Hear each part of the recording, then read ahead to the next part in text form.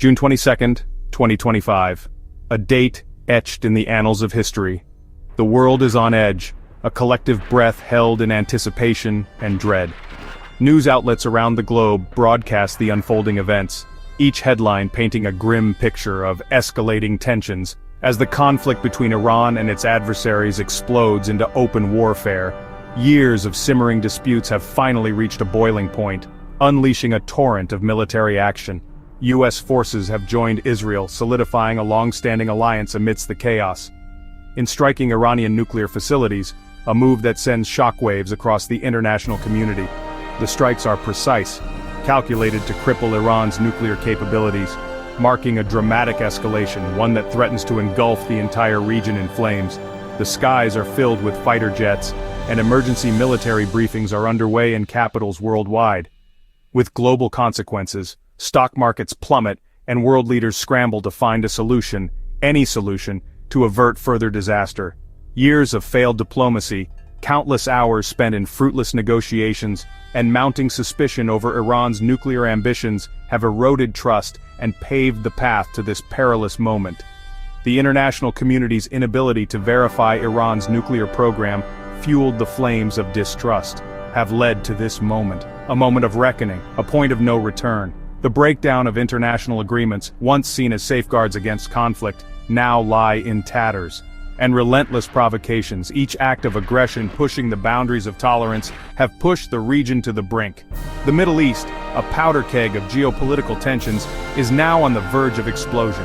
The immediate aftermath, official statements, carefully crafted to project strength and resolve, defiant threats echoing across the airwaves, and urgent warnings from global leaders pleading for restraint and a return to diplomacy. The world waits. Will Iran retaliate? The question hangs heavy in the air, a Damoclean sword poised to fall. How will Russia, a key player in the region, and China respond, their actions potentially tipping the balance of power? To direct U.S. involvement? The Pentagon is under immense pressure to protect American interests and allies.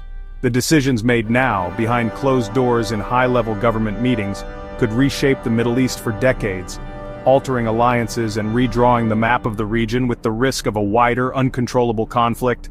The specter of a regional war looms large, threatening to destabilize the entire world.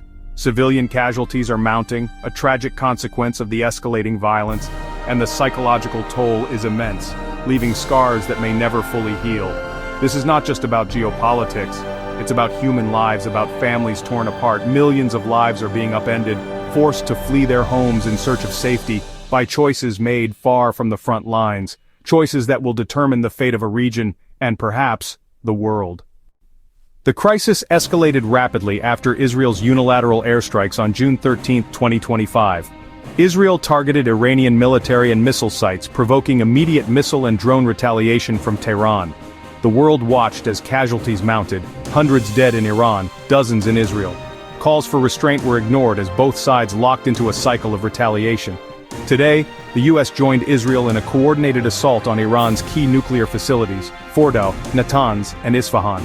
American involvement transformed the conflict, signaling a direct confrontation with global stakes. The operation was massive. Dozens of jets, powerful munitions, and strikes on missile depots and radar sites. The goal: cripple Iran's nuclear and military capabilities in a single, overwhelming blow. The world now faces a conflict that could spiral far beyond the region. In the aftermath, U.S. President Trump declared the strikes a success and warned Iran against retaliation. His message: the U.S. is ready to escalate if provoked. Israeli Prime Minister Netanyahu praised the U.S. partnership, calling it a strategic victory and a warning to Iran. For Israel, U.S. military backing is a powerful deterrent. In Tehran, President Pezeshkian joined mass protests, signaling unity and defiance. Iran's leadership condemned the attacks as illegal acts of war and vowed consequences. Foreign Minister Araghchi accused the U.S. of betraying diplomacy and promised lasting repercussions. The rhetoric on all sides leaves little room for de-escalation. The world braces for Iran's next move. Iran's response has been swift and resolute, a clear indication of the gravity with which they view the recent events. The leadership in Tehran is under immense pressure to demonstrate strength and resolve in the face of what they perceive as a direct attack. A vow of retribution echoes through the streets for what it calls an act of war, a blatant violation of its sovereignty. The promise of retaliation is not just political rhetoric, it's a deeply felt sentiment resonating with the Iranian populace. Tehran signals that retaliation may be drawn out, a calculated strategy to keep its adversaries on edge. This isn't expected to be a single, isolated event, but rather a sustained campaign of pressure. Using military might, economic leverage, and asymmetric tactics across the region, Iran intends to exert its influence and demonstrate its capabilities. The response will likely be multifaceted, targeting various interests and vulnerabilities. Iran claims to have shot down an Israeli drone, presenting it as evidence of aggression and a justification for its retaliatory actions. This narrative is boosting domestic morale and projecting strength to both its citizens and the international community. The display of downed drones serves as a potent symbol of defiance. The government frames the strikes as attacks on peaceful nuclear sites, despite international concerns about its nuclear program. It is actively seeking global sympathy and support from rivals of the US, attempting to build a coalition against what it portrays as Western aggression. High casualty figures are used to highlight the human cost of the strikes, emphasizing the suffering of the Iranian people. These figures are leveraged to rally international condemnation of the attacks and to pressure world powers to intervene. Iran's threats are intentionally vague, a deliberate tactic to sow uncertainty and anxiety. This ambiguity is aimed at keeping the US and Israel guessing about the timing, location, and nature of its response, forcing them to spread their resources thin. Proxy forces scattered throughout the region are likely to play a significant role in Iran's retaliation. Sophisticated cyber attacks, targeting critical infrastructure and government systems, are also a distinct possibility. The disruption of shipping lanes, particularly in the Strait of Hormuz, could have a devastating impact on the global economy. These diverse options are all possible tools in Iran's arsenal, each carrying its own set of risks and rewards. This ambiguity is a hallmark of Iran's strategy, designed to maximize its leverage and keep its adversaries off balance. It allows Tehran to exert psychological pressure while carefully planning its next move, weighing all potential consequences. The region is on high alert, with military bases and defense systems operating at peak readiness. The risk of escalation is growing by the hour, threatening to engulf the entire region in a wider conflict. The world watches, uncertain and anxious, as the situation teeters on the brink, with the potential for far-reaching and devastating consequences. The strikes have ignited massive protests in both Iran and the US. In Tehran, citizens and leaders march together chanting defiance against foreign intervention. These demonstrations unify a population often divided by hardship, channeling anger toward a common enemy. The government uses these images to show the world a nation united in resistance. Meanwhile, in US cities, thousands protest against military action, demanding diplomacy over war. Signs reading "No war with Iran" and "Diplomacy not bombs" fill the streets. The protests reveal deep divisions within the US over foreign policy and the risk of another endless conflict. The State Department warns Americans abroad of potential unrest. These protests underscore the controversy and anxiety surrounding the strikes. Public opinion is now a powerful force shaping the debate. The strikes have fractured the international community, exposing deep divisions. The UK, France, and Germany struggle to balance alliance with the US and the desire to avoid war. France voices concern, hoping to keep diplomatic channels open. Germany justifies the strikes as a last resort. The International Atomic Energy Agency warns the attacks threaten the Global Non-Proliferation Treaty. IEA Chief Grossi fears the strikes could spark a new arms race if nations lose faith in international agreements. Inspectors remain in Iran, but access to key sites is limited, and the situation is volatile. The call for diplomacy grows urgent as the risk of wider conflict looms. The world's fragile nuclear order hangs in the balance. The airstrikes on Iran's nuclear sites have raised fears of a catastrophic nuclear incident. For now, no radiation leaks have been detected, but the long-term stability of the damaged facilities is uncertain. The risk of further strikes turning into disaster remains high. The attacks have also shaken the foundation of the Non-Proliferation Treaty. If compliance with the NPT offers no protection, other nations may seek their own nuclear deterrence. This could trigger a dangerous wave of proliferation across the Middle East and beyond. The world faces the prospect of more nuclear-armed states and greater instability. The stakes for global security have never been higher. The recent US and Israeli strikes represent a significant and potentially dangerous turning point in an already volatile region. These actions signal a shift in strategy, moving away from dialogue and towards a more assertive, military-focused approach.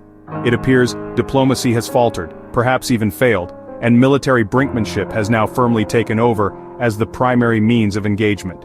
This shift raises serious concerns about the future of regional stability and the potential for further escalation. The immediate and tragic result of these strikes is a rise in casualties, with innocent civilians often caught in the crossfire.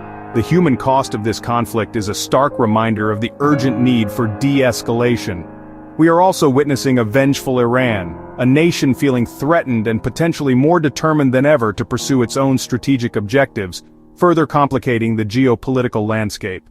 And the international community finds itself fractured, struggling to find common ground and a unified response to this escalating crisis. This division weakens the ability to effectively address the situation and increases the risk of miscalculation. The long-term danger lies in the precedent being set for preemptive strikes, potentially encouraging other nations to take similar actions, further destabilizing the global order. This also threatens the unraveling of decades of painstaking non-proliferation work, increasing the risk of nuclear proliferation and a new arms race. The consequences of such a development would be catastrophic. Furthermore, President Trump's past hints at regime change in Iran only serve to exacerbate tensions and fuel fears of a wider conflict. All of this raises the specter of an open-ended, catastrophic conflict, a scenario that must be avoided at all costs. The potential for widespread devastation and long-term instability is simply too great. Crucially, there's no concrete evidence to suggest that the strikes have effectively destroyed Iran's nuclear program. If anything, these actions may inadvertently drive the program further underground, making it even more difficult to monitor and control.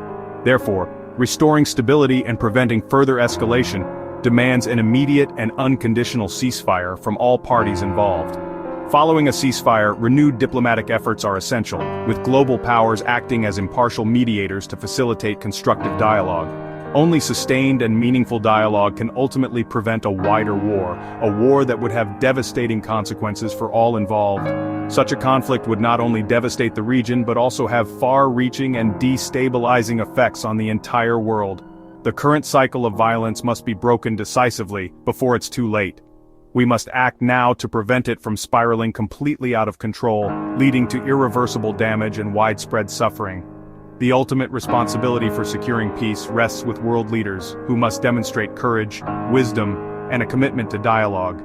But it also rests with all of us, as global citizens, to demand peaceful solutions and to support efforts towards diplomacy and understanding. The world stands at a critical juncture and we must choose wisely. Will we continue down the path of escalation, with its inherent risks and potential for catastrophe? Or will we choose a return to the negotiating table, embracing diplomacy and seeking peaceful resolutions to our shared challenges? The choice is ours, and the stakes could not be higher.